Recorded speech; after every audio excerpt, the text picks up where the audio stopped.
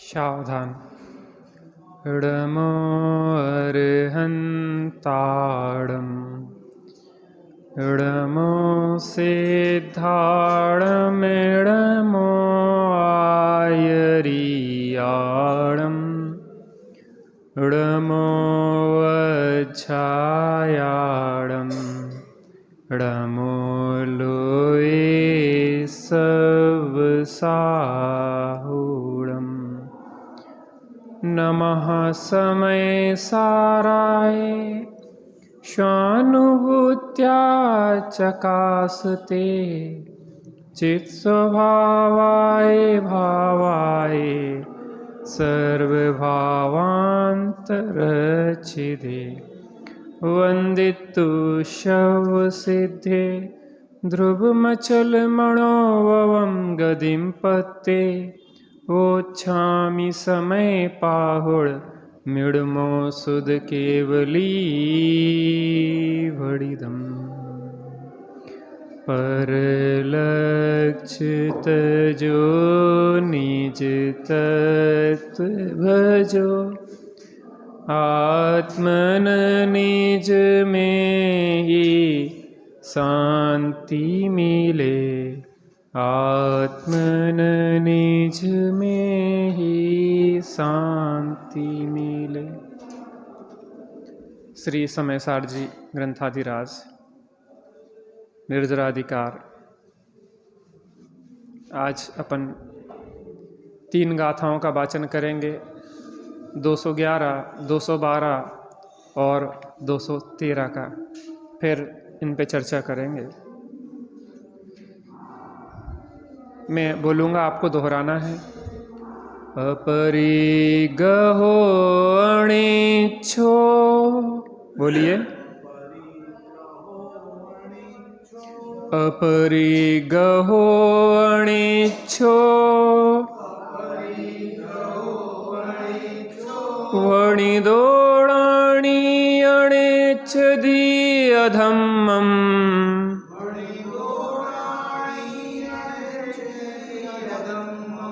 अपरिगहो अधम्मस् जान गोतेण सोहोदी।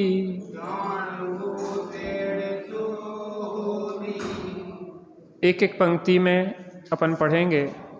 अपरिगहो अणिच्छो भणिदोणाणि अणिच्छदि अधम्मम्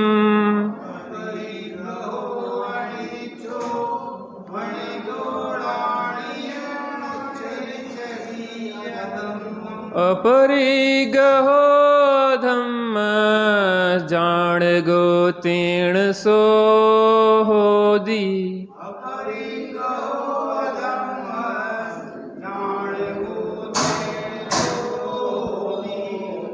मैं पूरी गाथा बोलूँगा, उसका वाचन आप करेंगे। अपरिगहो अणिच्छो भणिदोणाणि अणिच्छदि अधम्मम् अपरिगहो अधम्मस् जान गोतेण सोहोदी।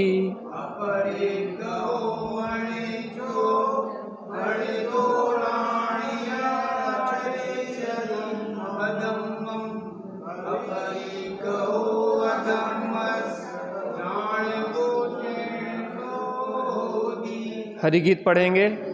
अनैच्छिक कहा अपरिग्रही नहीं पुण्य इच्छा ज्ञानी के।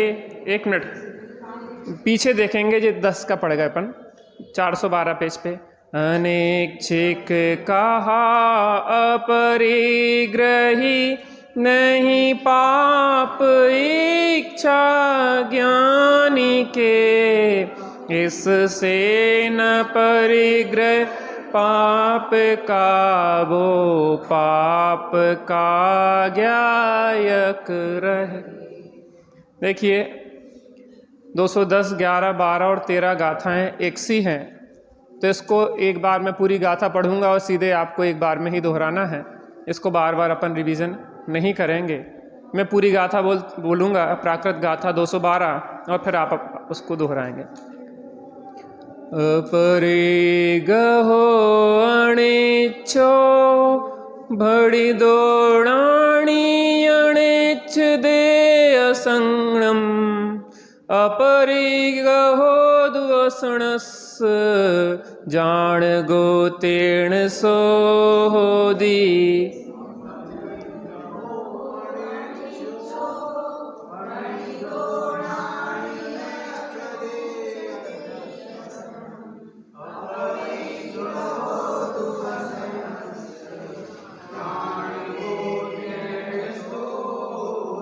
इसी के नीचे हरिगीत है इसका।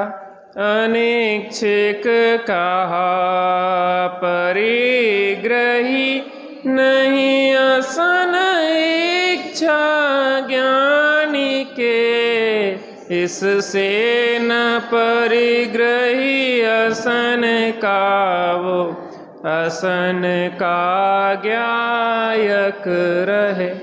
213 गाथा 415 पेज। अपरि गहो अणिच्छो भड़ी दौड़ाणी अणिच्छ दे पाणम अपरि गहो दुपाणस जान गो तेण सोदी। बोलिए।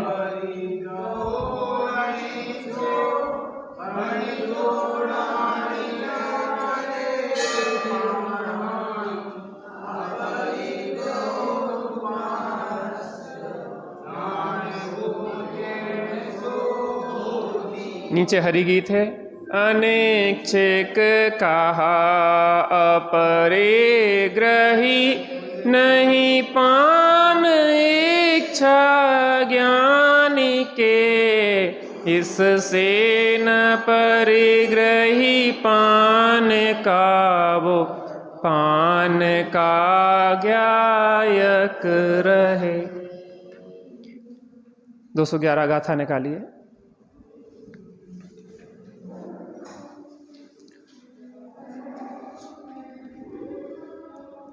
अब 412 पेज है। अब यह कहते हैं कि ज्ञानी को अधर्म का परिग्रह नहीं है। मिल गया सबको? गाथार्थ देखते हैं। 412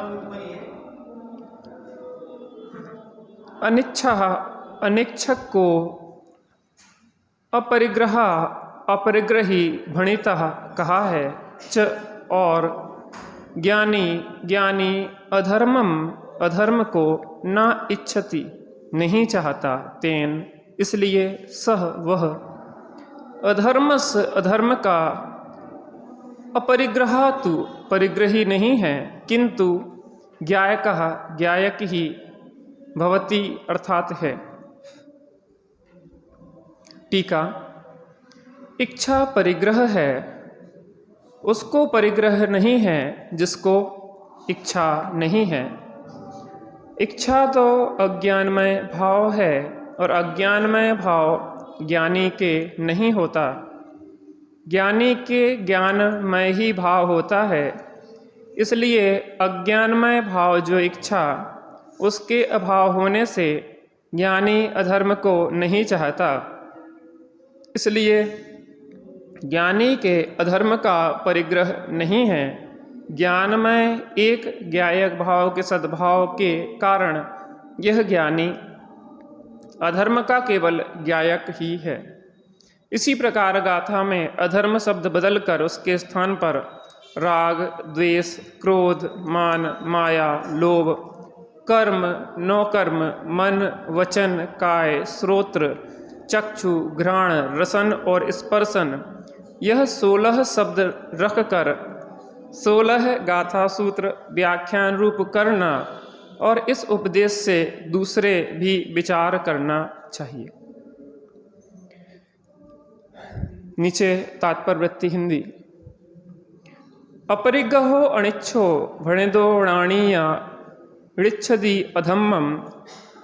अपरिग्रही कहा गया है वह कौन? वह अनिच्छुक है, जिसके बाह्य द्रव्यों में इच्छा कांक्षा नहीं है, उसके परिग्रह नहीं है, अर्थात वह अपरिग्रही है। इस कारण से तत्वज्ञानी विषय कसाय रूप अधर्म अर्थात पाप की इच्छा नहीं करता। अपरिग्रहो अधम्मस जाणगो तेण सोहोदी। उसी कारण से विषय कसाय रूप अधर्म का पाप का परिग्रह न करता हुआ यह पाप मेरा स्वरूप नहीं है ऐसा जानकर उस रूप परिणमन न करता हुआ दर्पण में बिंब की तरह पाप का ज्ञायक ही रहता है। इसी प्रकार से अधर्म पद बदलकर राग द्वेष मोह क्रोध मान माया लोभ कर्म नौकर्म मन वचन काय श्रोत्र चक्षु घ्राण रसना स्पर्शन नामक 17 सूत्रों का व्याख्यान करना चाहिए। इसी प्रकार से शुभ अशुभ संकल्प विकल्प रहित अनंत ज्ञानादि गुण स्वरूप शुद्धात्मा के विपक्ष रूप शेष भी असंख्यात लोक प्रमाण विभाव परिणाम स्थानों का त्याग करना चाहिए। आपने सोचा होगा कि एक ही सांस में सब पढ़ लिया, क्योंकि इन 4 गाथाओं में ज़्यादा परिवर्तन नहीं है, लगभग वही है। जो परिवर्तन है उतने पे चर्चा करेंगे, पूरी टीका पे चर्चा नहीं करेंगे, ना पूरी गाथा पे चर्चा करेंगे। चूँकि पहले अपन पहली गाथा पे 4 दिन चर्चा कर चुके हैं, इसलिए चलिए 210 गाथा में कहा कि ज्ञानी को धर्म का परिग्रह नहीं होता, 211 गाथा में कहा कि ज्ञानी को अधर्म का परिग्रह नहीं होता, 212 गाथा में कहा कि ज्ञानी को असन का परिग्रह नहीं होता, और 213 गाथा में कहा कि ज्ञानी को पान का परिग्रह नहीं होता। असन माने भोजन और पान माने पानी। देखो धर्म और अधर्म, अब 2 गाथाएं एक साथ अपन इसकी तुलनात्मक अध्ययन करते हैं 2 गाथाओं का। अभी जो धर्म की अपन ने चर्चा की थी वो व्यवहार धर्म की चर्चा की थी। अब धर्म के स्थान पे हम परमार्थ धर्म को लगा के चर्चा करते हैं। अभी अपन ने यह कहा था कि व्यवहार धर्म का परिग्रह ज्ञानी को नहीं होता, अर्थात सच्चे देव साधुगुरु के निकट रह के भी उनके प्रति ऐसा राग नहीं होता कि इनके आश्रय से मेरा धर्म हो जाएगा।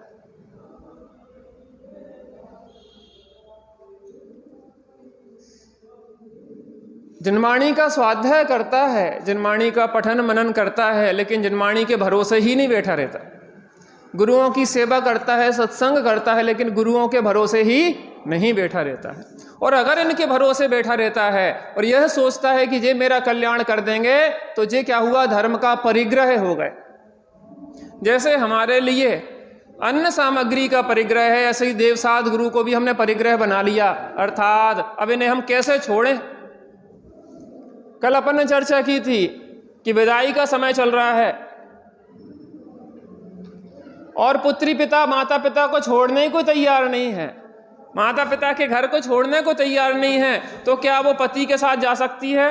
क्या पति उसको अपना सकता है? ये बात सही है कि माता पिता ने बड़ा किया है, पाला है, पोसा है, संस्कार दिए हैं, उनका उपकार है, लेकिन उनका हित भी इस चीज में है और तुम्हारा हित भी इस चीज में है कि अब तुम अपने घर जाओ। और माता पिता भी यही शिक्षा देंगे, बेटा तुम पराया धन हो। बचपन से ये कहा जाता है बिटिया पराई घर की है। हमारे एक रिलेटिव का हमारे पास फोन आया कि अपन को बारात लेके चलना है। मतलब क्या हुआ?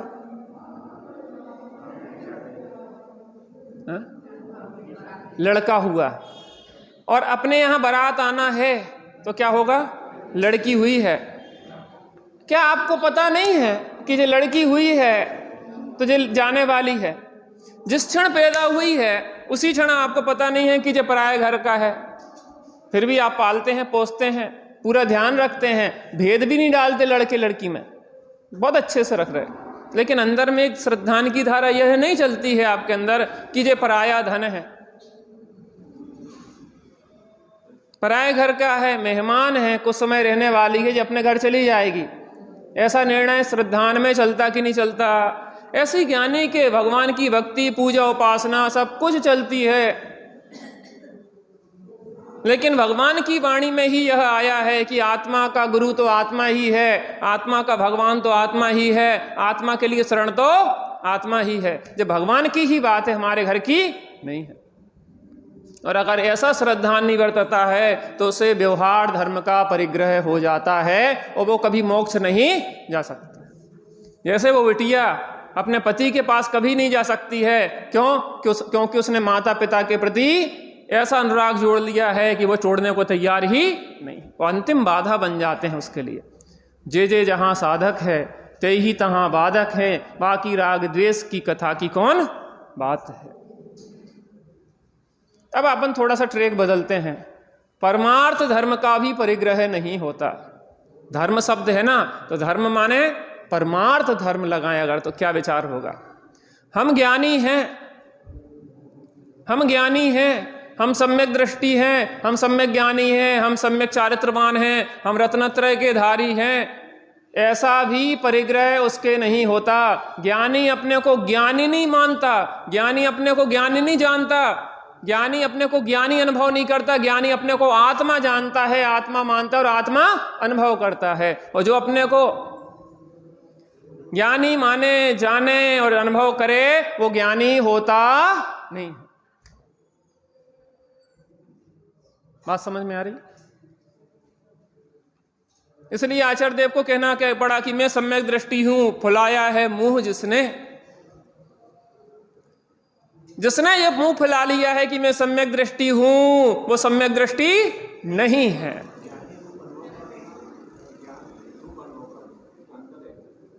ज्ञानी रूप अनुभव करना और ज्ञान रूप अनुभव करना अंतर है। ज्ञानी का मतलब है कि वो पर्याय रूप अपने को अनुभव कर रहा है, जबकि वो जो ज्ञानी होता है वो अपने को ज्ञान स्वभावी अनुभव करता है। आत्मा ज्ञान स्वभावी है, वो ज्ञान स्वभावी आत्मा में हूं ऐसा श्रद्धान सम्यक दर्शन है, मैं ज्ञान स्वभावी आत्मा हूं ऐसा श्रद्धान सम्यक ज्ञान है, और ऐसे ज्ञान स्वभावी आत्मा में स्थिरता सम्यक चारित्र है। मैं ज्ञानी हूं, मैं सम्यक दृष्टि हूं, मैं सम्यक ज्ञानी हूं, मैं सम्यक चारित्रवान हूं। जो ऐसा अनुभव करता है वो ज्ञानी नहीं होता, क्योंकि पज्जय मूढ़ा ही पर समय।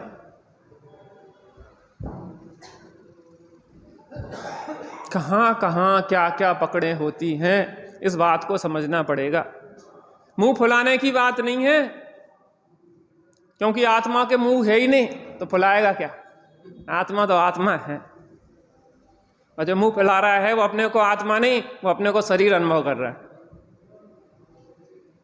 ज्ञानी को धर्म का भी परिग्रह नहीं होता, वो अपने को सम्यक दृष्टि नहीं कहता मीन्स कह दे कोई बात नहीं, मानता नहीं है। वो सम्यक ज्ञानी नहीं, सम्यक चारित्रवान नहीं मानता, वो अपने को क्या मानता है? मैं त्रिकालिक दो ध्रुव एक ज्ञायक भाव हूं, मैं एक ज्ञायक भाव हूं, ना मैं प्रमत्त हूं ना अप्रमत्त हूं, मुझ में अशुद्धि ने प्रवेश किया ही नहीं, तो मुझे शुद्ध होना ही नहीं है। ज्ञानी की आवाज तो अंदर बैठ के निकलती है, पर्याय में बैठ के नहीं निकलती है। तो अपने को त्रिकालिक ध्रुव ज्ञायक भाव रूप ही अनुभव करता है, वहां अपने एकत्व स्थापित करके निकलती है कि मैं एक ज्ञायक भाव हूं। अवस्थाओं में प्रमत्तता अप्रमत्तता है, लेकिन मेरे में प्रमत्तता का प्रवेश नहीं हुआ, इसलिए मुझे अप्रमत्त होने की भी चिंता नहीं है, जरूरत नहीं है। ऐसी अंदर का बल निकलता है स्वभाव का। स्वच्छंदता की बात नहीं है, छल ग्रहण की बात नहीं है, आप सभी स्वाध्यायी हैं, इसलिए हम इस स्तर पे बात कर रहे हैं। बात समझ में आ रही ना? कहाँ कहाँ अटकाव होता है, ज्ञानी धर्मात्मा हमें उन अटकावों से निकालना चाह रहे हैं, हमारी भूल को मिटाना चाह रहे हैं, क्योंकि जब तक भ्रांति नहीं मिटती है तब तक शांति मिलती नहीं है। तो ज्ञानी को धर्म का परिग्रह नहीं होता है। इसका मतलब यह है कि परमार्थ जो ज्ञानी है, यथार्थ ज्ञानी है, वो अपने को ज्ञानी अनुभव नहीं करते हैं, वो अपने को ज्ञान स्वभावी आत्मा अनुभव करते हैं, आत्मा श्रद्धान करते हैं और आत्मा में स्थिर होते हैं। उसका भी अहंकार नहीं करते। तुम जानते नहीं हो कि हम ज्ञानी हैं, तुम जनवाना चाह रहे हो कि हम ज्ञानी हैं, इसका मतलब तुम ज्ञानी नहीं हो, क्योंकि किसी दूसरे के जानने से तुम्हारे ज्ञानित्व अज्ञानित्व का मतलब नहीं है। ज्ञानी को ज्ञानी पने का आनंद होता है, वो उसको दूसरे को दिखाने की चीज, प्रदर्शन की चीज थोड़ी ना है। हम आनंद कर रहे हैं, हम भोग रहे हैं उस ज्ञानी पने को। जो निधि पाकर निज वतन में गुप्त रहे जन भोगते, तो ज्ञानी जन भी ज्ञान निधि पर संग तज के भोगते। भोगो ना, प्रदर्शन का वो कर रहे हो। धर्म प्रदर्शन नहीं है, दर्शन है, आत्मदर्शन है धर्म। किसको दिखाना चाहते हो? किसको दिखाना चाहते हो? हमारे पास इतने रुपए हैं, इतने रुपए हैं, तुम दिखाने जाओगे, चोर लुटेरे पीछे लग जाएंगे, लूट लेंगे भाई साहब, बर्बाद हो जाओगे। निधि मिल गई हो तो गुप्त रह के भोगो। कौन सी? बाहर की निधि मिल गई है तो भी गुप्त रह के भोगो, और अंदर की भी मिल गई है तो गुप्त रह के भोगो। हम त्यागी जी को देखते, समेटते चले जाते। वो आज विचार कर रहे थे कि त्यागी जी को हम जब से देख रहे हैं, उनकी प्रफुल्लता बढ़ती जा रही है, उनका आनंद बढ़ता जा रहा है, जबकि बुढ़ापे में लोग और परेशान होते जाते। आप बचपन से अभी तक के 10 चित्र अपने रखो तो आपका पहले का चित्र जो प्रफुल्लता में होगा, आज का चित्र रोता हुआ सा और दुख तकलीफ पीड़ा से अंदर से भरा हुआ दिखेगा। और त्यागी जी को हम इतने 30-35 साल से देख रहे हैं, और प्रफुल्लता आनंद बढ़ता जा रहा है, और समेटते जा रहे हैं, और हमें भी समेटना सिखा रहे हैं। वे हमें यही सिखा कि फेलवे में कछु नहीं धरो, ये सब चीजें छोड़ो और अपने गुप्त रे के साधना करो, क्योंकि निधि मिल गई हो तो भोगो, प्रदर्शन नहीं करो। ज्ञानी को धर्म का परिग्रह नहीं होता, वो धर्मात्मा दिखना नहीं चाहता। धर्मात्मा है तो उसका आनंद भोगता है, और जो दिखना चाहता है, प्रदर्शन करना चाहता है, धर्म शिरोमणि बनना चाहता है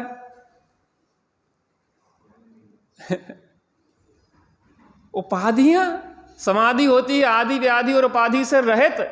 ये सब आदि व्याधि उपाधियां, आचार पद की उपाधि भी समाधि में बाधक होती है। और तो ये ऊपर की चीजें छोड़ दो,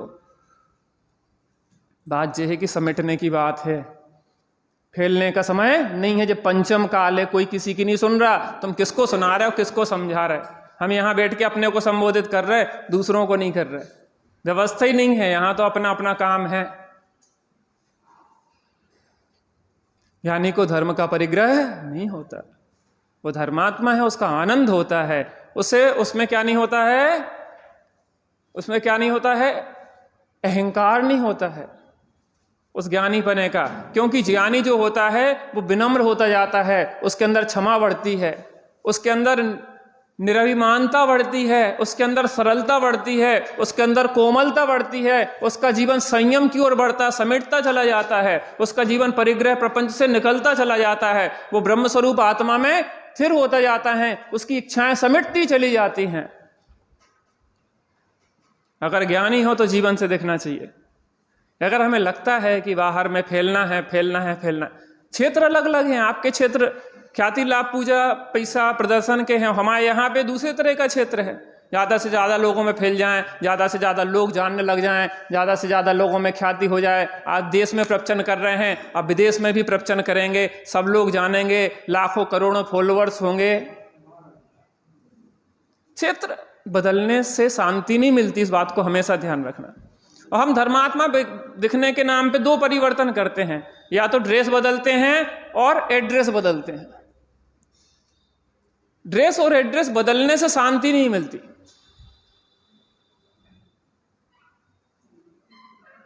शांति मिलती है अंदर से जुड़ने से।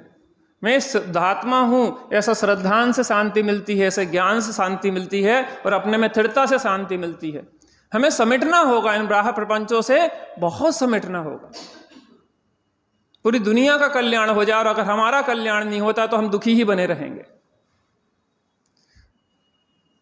बड़े पंडित साहब का वाक्य है, आराधक ही प्रभावक है और आराधना ही प्रभावना है। आप आराधना करो ना, आपका जीवन देख के लोग बदलेंगे। आराधक ही प्रभावक है, आराधक का जीवन देख के व्यक्ति बदलते हैं। आपको बोलने की जरूरत क्या है, आपका जीवन बोलेगा। आप चलते फिरते लोगों के लिए एक प्रेरणा स्रोत हो जाएंगे। श्राप का चार पढ़ने की जरूरत नहीं है, आपका जीवन श्राप का चार हो जाएगा। समय सार पढ़ने के लिए जरूरत नहीं है, समय सार में जिएंगे आप। आपको देख के, मुनिराज को देख के ही अंदर में नहीं लगता कि अरे बाहर में कुछ नहीं है, यही सब कुछ है। तभी तो वज्रबाहु को लगा, उदय सुंदर वज्रबाहु और उनकी वज्रबाहु की पत्नी जब जा रहे थे ससुराल के लिए, हाँ, उन्होंने की जीजा जी 1-2 दिन में भेज देंगे, पहली विदाई है, बहन को तो ले जाना पड़ेगा। चले ऐसे कैसे, हम नहीं ले जाने देंगे, हम इसके बिना कैसे जिंदा रहेंगे, अभी तक कैसे जिंदा रहे तुम, 4 दिन शादी को अब जिंदा भी नहीं रह पाओगे तुम। नहीं नहीं, हम नहीं मानेंगे, हम तो साथ चलेंगे। उन्होंने की लोग क्या कहेंगे, कहने लोगों की चिंता की क्यों है। जब वासनाएं हावी होती हैं तो लोक लज्जा भी व्यक्ति भूल जाता है। अब नहीं माने जीजा जी हैं तो अब को मना करे, नहीं चलो भैया क्या करत, चल दिए। मार्ग में जा रहे थे और वहां पे मुनिराज बैठे दिखे, अंदर में विचार आया, एक मेरा जीवन, एक इनका जीवन, कुछ भी नहीं है, ना स्त्री पुत्र कुटुंब, ना धन मकान, ना कुछ वस्त्र आदि, कुछ भी नहीं है। फिर भी इनके जीवन में चेहरे पे आनंद जो दिख रहा है, जो झलक रहा है, और मैं इतना सब कुछ होते हुए भी मैं कितना परेशान हूं, कितना दुखी हूं। सच्चा जीवन तो यही है, आनंदमय जीवन तो यही है, धारण करने योग्य पद तो यही है। अब मुनिराज ने उपदेश दिया कि नहीं दिया, दिया ना, उनका जीवन ही उपदेश है। श्रीमद जी कहते थे मैं उपदेश का अधिकारी नहीं हूं, मुझे देख के लोग कहेंगे कि करते तो व्यापार धंधा है, बीवी बच्चे हैं, जे खुद के जीवन में तो कछु है नहीं है, जे हमें उपदेश दे रहे। इसलिए नीचे के गुण स्थान उपदेश के नहीं है भाई साहब, हम उपदेश के पात्र नहीं हैं। क्यों? क्योंकि संयम, संयमी का जीवन बोलता है, जिसके जीवन में दिखता है। संयम वो है कि जो सिर पे चढ़ के बोलता है, या जीवन जे है आनंदमय, उनके जीवन परिलक्षित होता है। इसलिए श्रीमद जी ने जीवन भर चर्चा करी, प्रवचन नहीं करे, पत्र लिखे, प्रवचन नहीं करे।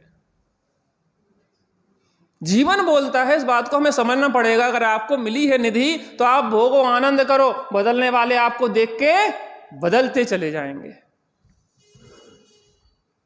इसलिए परमार्थ धर्म का भी परिग्रह ज्ञानी को नहीं होता, वो क्योंकि बाहर की क्या चीजें हुई हैं, वो तो अपने को ही उसने अपना जाना, अपने को ही अपना माना, अपने में ही स्थिरता करी, उसका तो ये रहा। पर द्रव्यंते भिन्न आपकी रुचि सम्यक भला है, आप रूप को जान पने सो सम्यक ज्ञान कला है, और आप रूप में लीन रहे तिर सम्यक चारित्र सो। उसने तो अपने को अपने रूप जाना, अपने रूप माना, और अपने में मजा कर रहा है। दुनिया को क्या दिखाना, क्या प्रदर्शन करना है। मिला है, निधि मिली है तो भोगो, लाउड स्पीकर लेके चिल्लाने की जरूरत नहीं है। आनंद करो भैया, जिन शासन मिला है आनंद करो। महाभाग्य से जिन शासन पाया है। जैनी कभी दुखी नहीं होते और दुखी कभी जैनी नहीं होते, क्योंकि हमारे पास अगर समस्या हो तो समाधान भी है। दुखी वह होते हैं जिसके पास समाधान नहीं हो। रावण अगर बाण चला रहा है तो राम के पास बाण है, और रावण का बाण तो चूक जाएगा, लेकिन राम बाण कभी चूकता नहीं है। इसलिए कहते हैं राम बाण औषधि है, क्योंकि राम का कभी बाण चूकता नहीं है। ऐसे ही तत्व ज्ञानी कभी भी चूकता नहीं है। समस्या आती है तो समाधान उसके पहले है। बड़े पंडित साहब कहते थे कि जिसकी अनंतान मंदी कसाय चली जाती है वो किम कर्तव्य विमूढ़ नहीं होता। किम कर्तव्य विमूढ़ समझ गया? उसको खड़े होके नहीं सोचना पड़ता कि अब वो क्या करें। उसको पता है कि ये कहीं करने लायक है। समस्याएं सब बाहर देखो तो समस्याओं अंदर समाधान है। अब उसको पता है कि अब समस्या आएंगी तो क्या करेंगे। अरे आपके ऊपर समस्या आती है तो आप अपने घर में चले जाते हैं। आपके पास समस्या आएगी, आपको पता है ना अपना पता ठिकाना कि मैं ऐसे अभेद दुर्ग में पहुंच जाऊंगा जिसपे किसी भी कर्मों का, किसी भी परद्रव्य का प्रवेश होता नहीं है। मेरा निज प्रदेशत रूपी किला है, जो कभी ना किसी से भिदा है। कर्म रागादि भी रहते बाहर, पेठ पाते कदापि न अंदर। अंतरंग में सदा अविकारी, आज अद्भुत छवि निज निहारी। ऐसा किला है मेरा, प्रदेशत्व रूपी किला है। प्रदेशत्व गुण, जिसके कारण प्रत्येक द्रव्य का कोई ना कोई आकार होता है, और उस आकार को भेद पाना विश्व की किसी शक्ति की ताकत नहीं। किसी द्रव्य को भी कोई भेद दे तो वो द्रव्य नष्ट हो जाए, और एक द्रव्य नष्ट हो तो समस्त द्रव्य नष्ट हो जाए, और यह विश्व नष्ट हो जाए। और ऐसा कभी होता नहीं। एक परमाणु को भी कोई नष्ट नहीं कर सकता, फिर आत्मा को कैसे नष्ट करेगा? ज्ञानी को तो इसका बल होता है, इसका अंदर में अपने प्रदेशत्व रूपी किला में वो पहुंच जाता है, समेट जाता है। कछुए पे बार होते हैं तो अपने हाथ पैरों को समेट लेता है। अब कितना ही कुछ करो, अब हमें कोई चिंता, अब हमें कछु भय नहीं। जान लियो आत्मा, काय की भय? तुम शरीर को ही काटोगे छाटोगे, मेरा क्या कर सकते हो? सुकमाल सुकोसल के वो व्याघ्री ने शरीर को ही तो खाया है, आत्मा को क्या क्षति पहुंचा पाए? क्या उनके मोक्ष को रोक पाए? पारसनाथ मुनिराज के शरीर को ही तो क्षति पहुंचाई, आत्मा को क्या क्षति पहुंचा दी? क्योंकि प्रदेशत्व रूपी किला है, उसको कोई भेद नहीं सकता। गज कुमार मुनिराज के शरीर को ही तो जलाया है, आत्मा को जलाने में दूसरा समर्थ नहीं है। आत्मा को जलाने में तुम स्वयं समर्थ हो। जब तुम अपने अंदर विकारी भाव उत्पन्न करोगे, तब वो तुम्हारा आत्मा चलेगा। बाहर की अग्नि आत्मा को जला सकती नहीं। ऐसा बल होता ज्ञानी के, इसलिए धर्म होता है, लेकिन धर्म का प्रदर्शन नहीं होता। जिसके जीवन में धर्म का प्रदर्शन होता है वह धर्मात्मा नहीं है, वह धर्म का परिग्रही है। और ज्ञानी के धर्म का परिग्रह होता नहीं है। किसको दिखाएं, किसके सामने दिखाएं? समाधि तंत्र में आचार्य देव कहते हैं कि कोई की गाली मुझे लगती नहीं है, मैं ना किसी का शत्रु है ना कोई मेरा शत्रु है, क्योंकि मैं आत्मा हूं। और जो भी चीजें कही जा रही हैं, निंदा या प्रशंसा, शत्रुता या मित्रता, वो शरीर और पर्याय को देख देख के हो रही हैं। और मैं आत्मा हूं, इसलिए मेरा ना कोई शत्रु है ना कोई मेरा मित्र है। सब लड़ाई झगड़े ये पर्याय रूप देखने में है। पज्जय मूढ़ा ही पर समया। अद्भुत जिन शासन मिला है, अद्भुत जिन शासन मिला है। भटकने का समय नहीं है, फैलने का समय नहीं है, समेटने का समय है भाई साहब। जितने जितने समेटते जाओगे,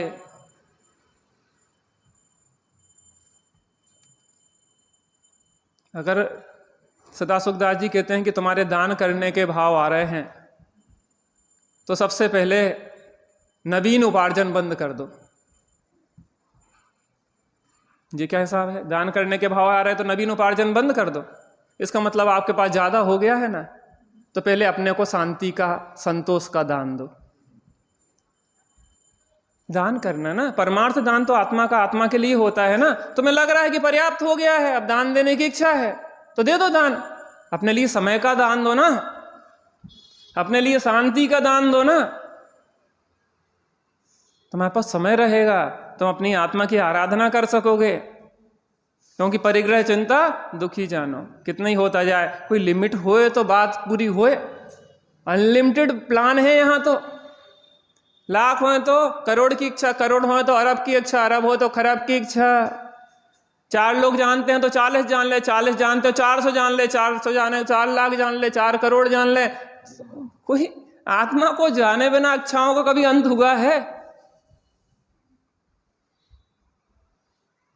परिग्रह संज्ञा का अभाव करना है तो निष्परिग्रही आत्मा को जानो। आत्मा का परिग्रह आत्मा ही है, ऐसा श्रद्धानो ज्ञानो और उस आत्मा में ही रहो।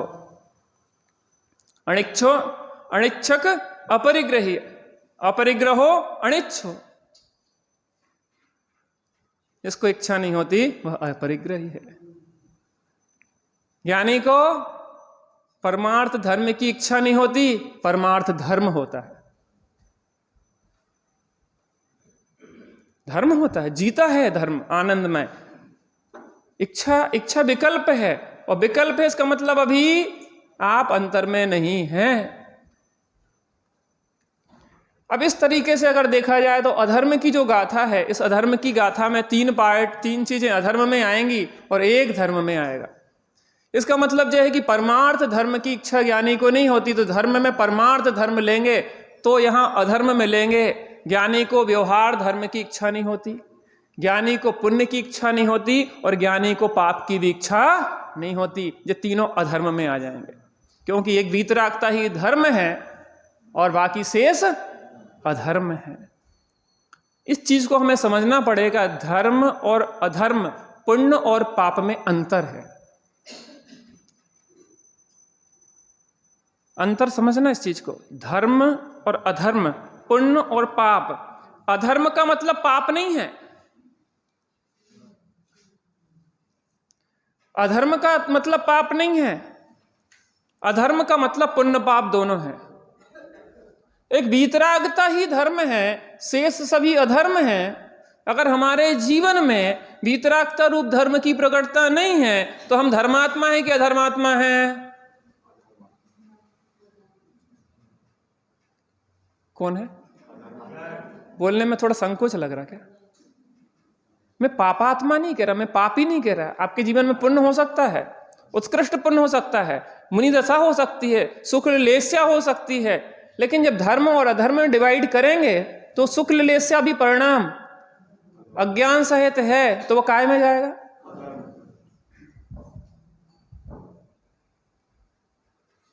तो हम कौन है? अगर परमार्थ धर्म नहीं, मैं किसी का वो नहीं कह रहा, आप लोग धर्मात्मा है, मैं तो जी सोच के चल रहा हूं, लेकिन अगर परमार्थ धर्म नहीं है तो हम क्या हैं? अधर्मात्मा है।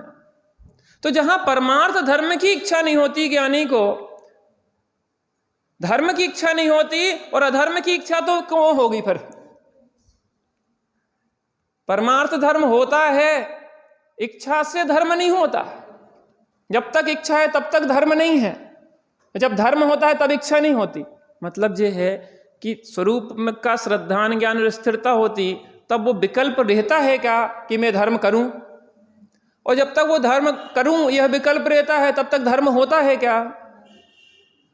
बच्चा कह रहा है, बच्चे से माँ ने पूछा बेटा सो गए, उन्होंने कहा हाँ माँ सो गए। फिर पूछा बच्चे ऐसे कि बेटा सो गए, उन्होंने कहा हाँ माँ सो गए। तो माँ क्या समझती है? और जब माँ पूछे कि बच्चे ऐसे कि बेटा सो गए, अब बच्चा कुछ नहीं बोला, तो क्या समझी माँ? ये कह रहा हूं कि मैं धर्मात्मा हूं, मैं धर्मात्मा हूं, मैं धर्मात्मा हूं, मुझे धर्म करना है, मुझे धर्म करना है, मुझे धर्म करना है, छाती ठोक रहा है, तो ये समझ लो वो धर्मात्मा भी नहीं है। क्योंकि जब स्वरूप लीनता होती तो बोलती बंद हो जाती, गुप्त और चुप। स्वरूप गुप्ती होती है तो बाहर में चुप हो जाता है। भाई साहब समझ में आ रहा ना? छल ग्रहण नहीं करना। बात जिस स्तर पे आचार्य देव कह रहे हैं उस स्तर पे ही हमें बात करना पड़ती है। रत्कर्ण साहब का आचार्य जी विराजमान करेंगे तो हम उस तरीके की व्यवहार की बातें करेंगे। देखो हम वो ज़्यादा मेल जोल में करने से क्या होता है, वजन कम हो जाता है। जो जी सोचते हैं कि 4 अनुयोगों को बिल्कुल मिला मिला के बोलना चाहिए, उससे क्या होता है, लाभ भी है नए लोगों के लिए, ठीक है, लेकिन जब हमें बिल्कुल टू दी पॉइंट बात करना पड़ती है, जो उपयोग को स्थिर करने की बात होती है, वहाँ पे वो ज़्यादा खिचड़ी बनाने से क्या होता है कि वजन बात का घट जाता है। तब तो स्वामी जी की शैली अपनाना पड़ेगी कि वो पुण्य से ही शुरू करते थे सफाई का कार्यक्रम। कि तुम पूजन पाठ व्रत उपवास में धर्म न थी, यहीं से शुरू करते थे। आप समझो, आप समयसार लेके बैठे हैं तो आपको ज्यादा खिचड़ी पकाने की जरूरत नहीं है। यहां तो जो बात है टू दी पॉइंट आपको स्वरूप स्थिरता के लिए उस बात पे फोकस करना पड़ेगा। ठीक है, व्यवहारिक बातें भी आएंगी, उसका दूसरा पक्ष भी आएगा, वो सही है, लेकिन भजन एक इस पत्नी के लिए सबका सम्मान है, लेकिन पति का स्थान कोई ले सकता नहीं है, क्योंकि उसका केंद्र पति है और पति के लिए ही सर्वस्व रिश्ते उसके निछावर हैं।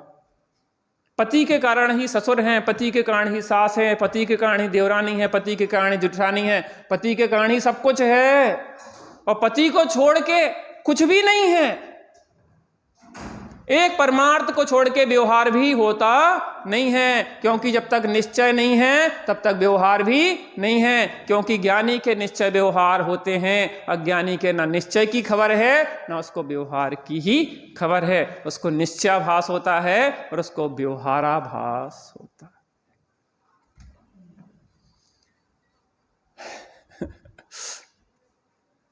कोई प्रश्न तो नहीं है?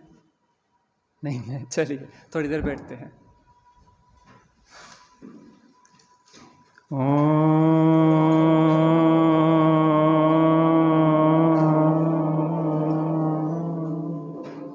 शांति शांति शांति।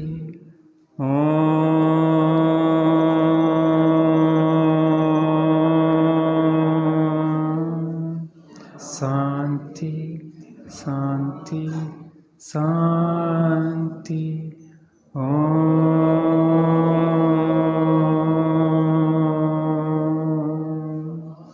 शांति शांति शांति। ज्ञानी को धर्म का परिग्रह नहीं होता। ज्ञानी के जीवन में धर्म होता है, लेकिन धर्म का परिग्रह नहीं होता। अर्थात मैं त्रैकालिक ध्रुव एक गायक परमात्मा हूँ, ऐसा श्रद्धान होता है, ऐसा ज्ञान होता है, और उस गायक परमात्मा में स्थिरता रूप सम्यक रत्नत्रय रूप परमार्थ धर्म होता है। धर्म का प्रदर्शन नहीं होता, क्योंकि धर्म दर्शन है, आत्मदर्शन है, प्रदर्शन नहीं है। जो धर्मात्मा दिखने का प्रदर्शन करते हैं उन्हें धर्म नहीं होता, धर्म का परिग्रह होता है। इसलिए हमारे जीवन में हम परमार्थ धर्म प्रकट करें, इसलिए थोड़ी देर शांति से बैठ के अंतर में अपने को देखने का अभ्यास करते हैं।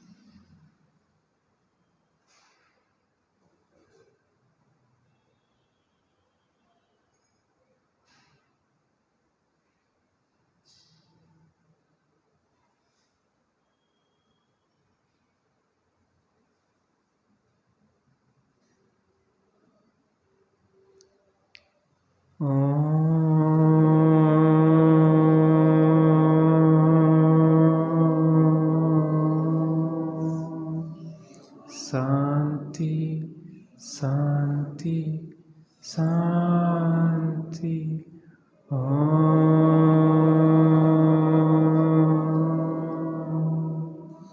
शांति शांति शांति।